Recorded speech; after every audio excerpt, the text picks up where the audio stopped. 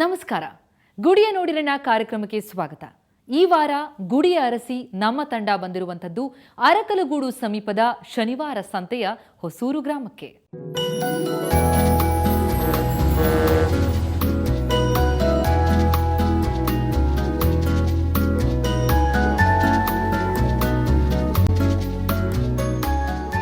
ವೀಕ್ಷಕರಿಗೆ ನಮಸ್ಕಾರ. ಇವತ್ತು ನಾವು ಬಂದು ತಲುಪಿರ್ತಕ್ಕಂಥದ್ದು ಹೊಸೂರು ಅನ್ನುವಂಥ ಒಂದು ವಿಶಿಷ್ಟ ಕ್ಷೇತ್ರಕ್ಕೆ. ಇದು ಒಂದು ರೀತಿಯಲ್ಲಿ ಕಾಡು ಮತ್ತು ಊರು ಎರಡೂ ಒಂದೇ ಆಗಿದೆ. ಅಂದಹಾಗೆ ಈ ಸನ್ನಿಧಿಯಲ್ಲಿ ಎರಡು ವಿಶಿಷ್ಟ ಕ್ಷೇತ್ರಗಳಿವೆ. ಬಹುಶಃ ನೀವು ಇದುವರೆಗೂ ಗುಡಿಯಲ್ಲಿ ಅಂಥ ದೇಗುಲಗಳನ್ನು ಕಂಡಿಲ್ಲ. ಆ ದೇಗುಲಗಳ ಪರಿಚಯವನ್ನು ಮಾಡಿಸ್ತೀನಿ. ಅದಕ್ಕೂ ಮುನ್ನ ನೀವು ಈ ಕ್ಷೇತ್ರಕ್ಕೆ ಬರೋದಾದರೆ ಹೇಗೆ ಬರಬೇಕು, ಬಂದವರಿಗೆ ಉಳಿದುಕೊಳ್ಳುವಂಥ ವ್ಯವಸ್ಥೆಗಳು ಏನಿವೆ, ಇದೆಲ್ಲದರ ಒಂದು ಪುಟ್ಟ ಮಾಹಿತಿಯನ್ನು ನೋಡ್ಕೊಂಡು ಬಂದುಬಿಡಿ.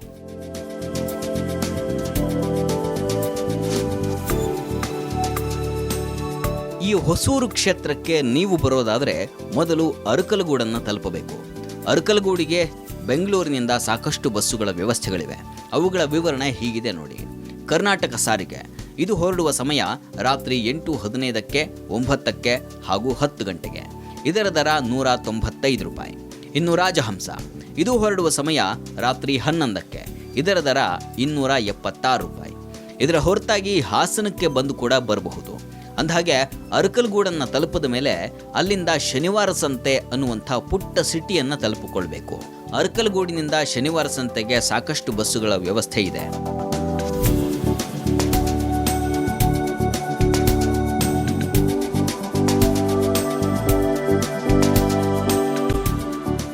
ಶನಿವಾರ ಸಂತೆಯಿಂದ 10 ಕಿಲೋಮೀಟರ್ ಸಾಗಿದರೆ ಹೊಸೂರು ಗ್ರಾಮ ಸಿಗುತ್ತೆ. ಹೊಸೂರು ಗ್ರಾಮಕ್ಕೂ ಶನಿವಾರ ಸಂತೆಯಿಂದ ಬಸ್ಸುಗಳಿವೆ. ಹೀಗೆ ಹೊಸೂರನ್ನು ತಲುಪಿಕೊಳ್ಳಬೇಕು.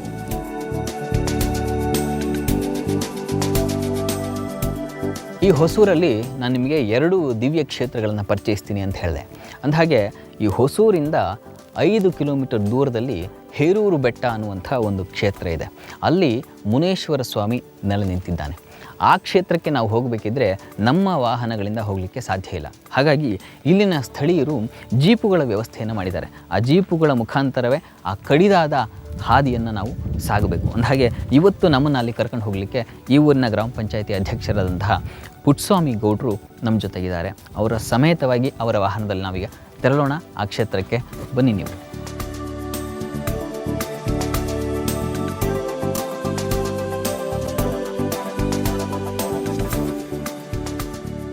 ಜೀಪುಗಳು ಬಿಟ್ಟರೆ ಬೇರೆ ಯಾವ ವಾಹನಗಳು ಈ ರಸ್ತೆಯಲ್ಲಿ ಸಾಗಲ್ಲ ಮತ್ತು ಇತರೆ ವಾಹನಗಳಲ್ಲಿ ಬರಲಿಕ್ಕೆ ನಿಮಗೆ ರಸ್ತೆಯೂ ಗೊತ್ತಾಗಲ್ಲ.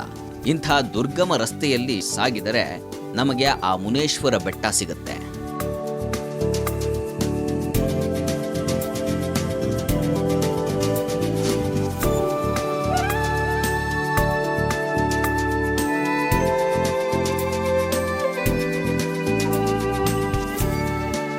ಈ ಟ್ರಕ್ಕಲ್ಲಿ ಸಾಗಬೇಕಿದ್ರೆ ಅಲ್ಲಿಗೆ ಕರ್ಕೊಂಡು ಹೋಗಬೇಕಿದ್ರೆ ಇವರು 1500 ರೂಪಾಯಿನ ತೊಗೊಳ್ತಾರೆ.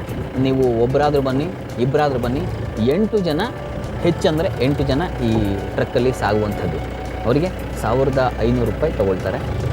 ಅಲ್ಲಿ ಒಂದು 5 ಕಿಲೋಮೀಟ್ರ್ ದೂರದ ಪ್ರಯಾಣ. ಅದು ಕರ್ಕೊಂಡು ಹೋಗಿ ಅವರೇ ಕರ್ಕೊಂಡು ಬಂದು ಬಿಡ್ತಾರೆ. ಅದೇ ಒಳ್ಳೆಯದು. ಯಾಕಂದರೆ ನೀವು ಒಬ್ಬರೇ ಹೋಗ್ಲಿಕ್ಕೆ ಸಾಧ್ಯ ಇಲ್ಲ. ಯಾಕಂದರೆ ಬಹಳ ದುರ್ಗಮವಾದ ಹಾದಿ. ನಾವೀಗ ಅದನ್ನು ಗಮನಿಸ್ತೀವಿ, ನೀವು ನೋಡಿ ಅದು.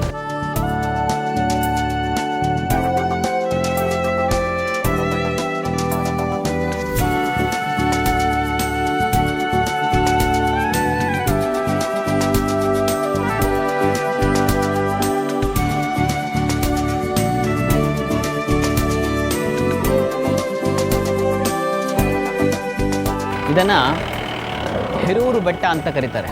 ಅಂದರೆ ಹೇರೂರು ಗ್ರಾಮಕ್ಕೆ ಸಂಬಂಧಿಸಿದಂತಹ ಒಂದು ಬೆಟ್ಟವಾದ್ದರಿಂದ ಇದನ್ನು ಹೇರೂರು ಬೆಟ್ಟ ಅಂತ ಕರೀತಾರೆ. ಈ ಬೆಟ್ಟದ ತಪ್ಪಲಲ್ಲಿ ಒಂದು ಪವಿತ್ರವಾದ ತಾಣ ಇದೆ. ಋಷಿ ಮುನಿಗಳು ವಾಸವಿದ್ದಂಥ ತಾಣ ಅದು.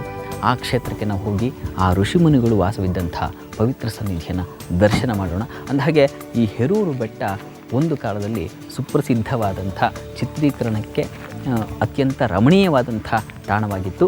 ಅದೇನು ಅಂತ ಪರಿಚಯ ಮಾಡಿಸ್ತೀನಿ. ಆ ಗುಹೆಯನ್ನು ನೋಡ್ತಾ ಬನ್ನಿ.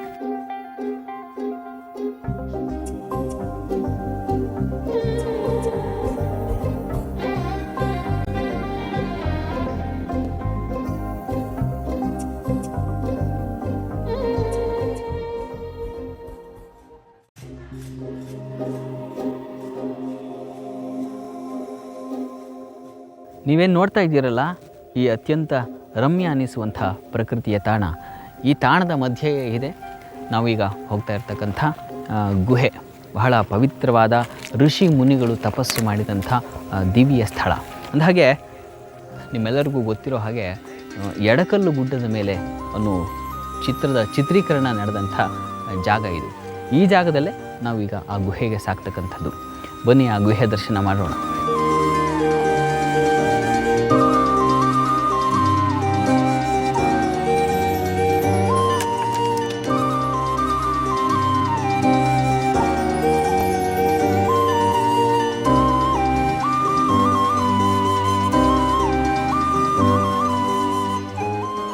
ಆದ್ಮೇಲೆ ನೀವು ಈ ಕ್ಷೇತ್ರಕ್ಕೆ ಬರುವಾಗ ಬಹಳ ಎಚ್ಚರಿಕೆ ವಹಿಸಿ ಬರಬೇಕು. ಸ್ಥಳೀಯರ ಮಾರ್ಗದರ್ಶನ ಇಲ್ಲದೆ ದಯಮಾಡಿ ಬರಲಿಕ್ಕೆ ಹೋಗಬೇಡಿ. ಯಾಕೆಂತಂದರೆ ಇಲ್ಲಿಡುವ ನಾವು ಪ್ರತಿಯೊಂದು ಹೆಜ್ಜೆ ಕೂಡ ಬಹಳ ದುರ್ಗಮವಾಗಿರುತ್ತೆ ಮತ್ತು ಕ್ಲಿಷ್ಟಕರವಾಗಿರುತ್ತೆ. ಯಾಕೆಂದರೆ ನಾವು ಸಾಗುವಂಥ ಹಾದಿಯಲ್ಲಿ ಇಂಥ ಹಾವು, ಹುಳ, ಹುಪ್ಪಡೆ ಈ ರೀತಿಯ ಪ್ರಾಣಿಗಳ ದರ್ಶನ ಆಗಬೇಕಾಗುತ್ತೆ.